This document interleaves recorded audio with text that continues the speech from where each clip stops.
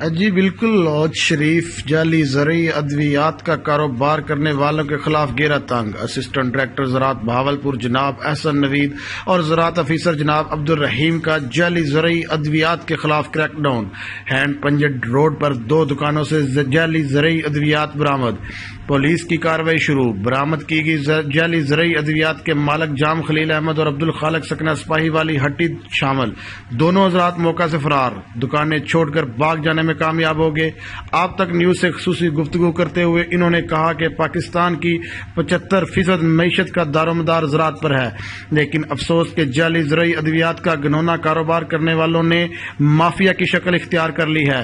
عود شریف گرد و نواح میں جعلی زرعی ادویات کا دھندا عروج پر پہنچ گیا ہے تو محکمہ زراعت بہاولپور کے افسران بھی متحرک ہو چکے ہیں۔ ان مافیاز کے خلاف آئے روز کہیں نہ کہیں کارروائی کی جا رہی ہے تاکہ غریب کسان کو ان 2 نمبر جعلی زرعی ادویات کا کاروبار کرنے والوں کا قلعہ کما کیا جائے گا۔ مزید گفتگو کرتے ہوئے جعلی زرعی ادویات کا کاروبار کرنے والوں سے کوئی رعایت نہیں برتی جائے گی، جہاں پر بھی اطلاع ملی وہیں ان کے خلاف قانونی کارروائی عمل میں لائی جائے گی۔ کیمرہ ٹیم کے ساتھ راؤ خالد، عود شریف، آپ تک نیوز۔